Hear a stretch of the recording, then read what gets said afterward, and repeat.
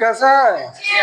तो आज हम लोग जो है कक्षा 10 का ये चैप्टर 5 है समांतर श्रेणी। ठीक, तो समांतर श्रेणी किसे कहते हैं और कैसे इसके अनवा पद को हम लोग निकालते हैं, इसमें जो है इस वीडियो में हम लोग देखेंगे। तो सबसे पहले हम लोग समांतर श्रेणी जान लें क्या होता है। ठीक, समांतर श्रेणी, समांतर श्रेणी इसको अंग्रेजी में बोलते हैं अर्थमेटिक प्रोग्रेशन। क्या बोलते हैं? अर्थमेटिक प्रोग्रेशन, समांतर श्रेणी। अब समांतर श्रेणी होता क्या है ये जानना है। किसी भी पद में अगर जो निरंतर हम लोग किसी भी पद में निरंतर किसी एक ही संख्या को बार बार जोड़ते हैं या घटाते हैं तो उससे बनी जो श्रेणी बनती है उसे क्या कहेंगे? समांतर श्रेणी कहेंगे।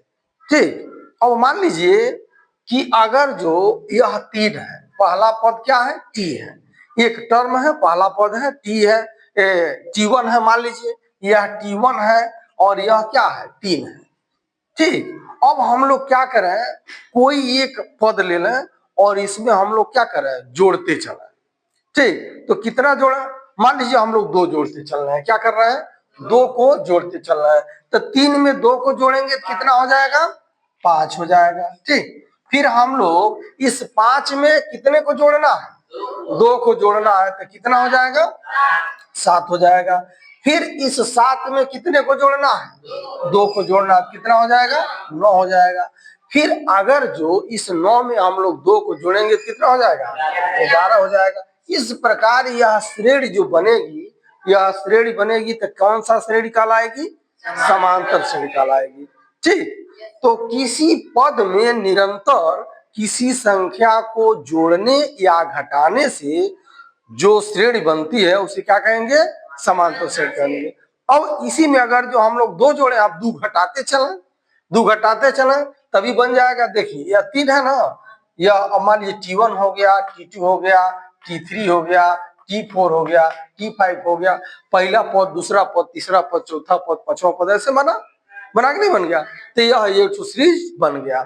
अब हम लोग इस 3 में से क्या करते हैं? मान लीजिए पहला पद है, 3 में से अब 2 घटाते हैं तो 3 में से 2 घटाएंगे तो कितना हो जाएगा? 1 हो जाएगा। फिर 1 में से हम लोग कितना घटाएंगे? 2 घटाएंगे तो कितना बचेगा? देखिए, हाँ, ऋण 1 बच जाएगा। और फिर जो है ऋण 1 में से 2 को घटाएंगे तो कितना बच जाएगा? ऋण 3 बच जाएगा। फिर ऋण 3 में से क्या करेंगे? 2 को घटाएंगे तो क्या हो जाएगा? ऋण 5 हो जाएगा। ये हो गया T1, T2, T3, T4, T5, ऐसे 5 पद मिल गया। क्यों मिल गया? तो हम लोगों को यह जानना है किसी भी पद में निरंतर किसी संख्या को जोड़ने या घटाने से जो श्रेणी प्राप्त होती है उसे क्या कहते हैं? समांतर श्रेणी कहते हैं। कोई दिक्कत नहीं है। अब जिस निश्चित पद को हम लोग बार बार जोड़ रहे हैं उसको हम लोग कहते हैं सर्वांतर। क्या कहते हैं? सर्वांतर बोलते हैं। और इसको डी से हम लोग डिनोट करते हैं। अंग्रेजी में इसको कहते हैं कॉमन डिफरेंस। क्या बोलते हैं? कॉमन डिफरेंस, सर्वांतर बोलते हैं। इसमें जो पहला पद है T1 है, क्या है? T1 है। इसको हम लोग ए बोलते हैं और कहते हैं प्रथम पद। क्या कहते हैं? प्रथम पद। कोई दिक्कत नहीं है।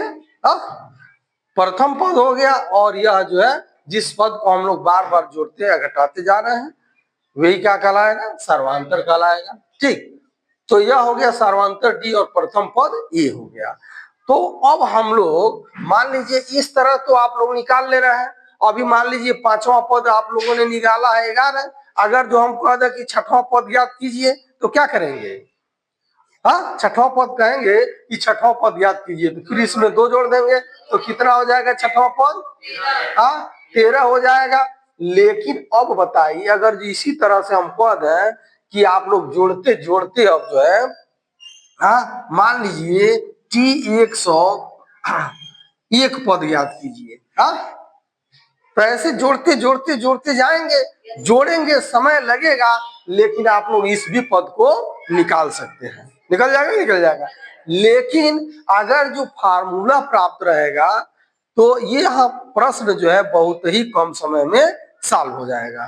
ठीक, तो फार्मूला का उपयोग अगर जो हम लोग करते हैं तो बहुत ही जल्द से जल्द ये मान मिल जाएंगे। ठीक, तो ये फार्मूला होता है Tn। क्या होता है? Tn बराबर क्या होता है? A plus n minus 1 into T होता है। ये फार्मूला होता है। इस फार्मूले का प्रयोग करके हम लोग इसका जो भी पद है, 10वां पद, 20वां पद, 25वां पद, कोई भी पद पूछता है तो उस पद को हम लोग क्या कर सकते हैं? ज्ञात कर सकते हैं। ठीक, तो मान लीजिए इस श्रेणी में इसका कर ठीक, तो अब हम लोग क्या करेंगे, इसमें जो है इस श्रेणी का अब हम लोग छठवां पद निकालते हैं। इस श्रेणी का छठवां पद कितना है? 13 है। तो अगर जो हम लोग फार्मूले का प्रयोग करके लाते हैं तो छठवां पद क्या होना चाहिए? 13 होना चाहिए। ठीक, चलिए हम लोग अब छठवां पद निकालेंगे इस सूत्र का प्रयोग करके। ठीक, तो इस श्रेणी में हम लोग देखते हैं, इस श्रेणी का प्रथम पद कितना है? प्रथम पद कितना है? प्रथम पद 3 है। ए बराबर कितना है? 3 है। और डी बराबर कितना है? डी बराबर कितना है? 2 है।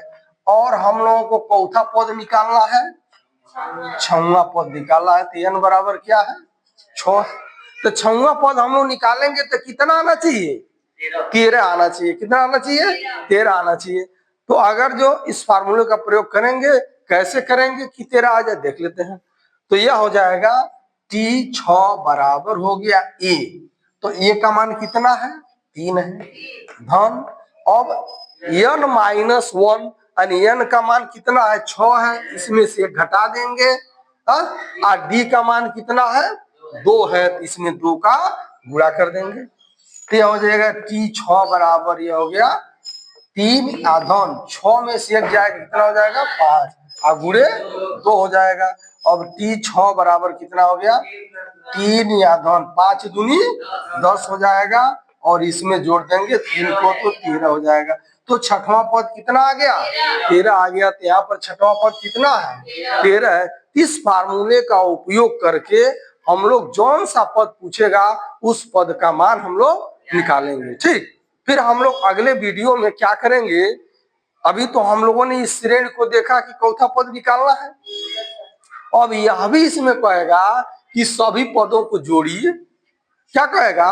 कि सभी पदों को जोड़िए, इसका योगफल क्या होगा। तो इसका योगफल निकालने का भी फार्मूला हम लोग देखेंगे और उस पर भी प्रॉब्लम हम लोग सॉल्व करेंगे।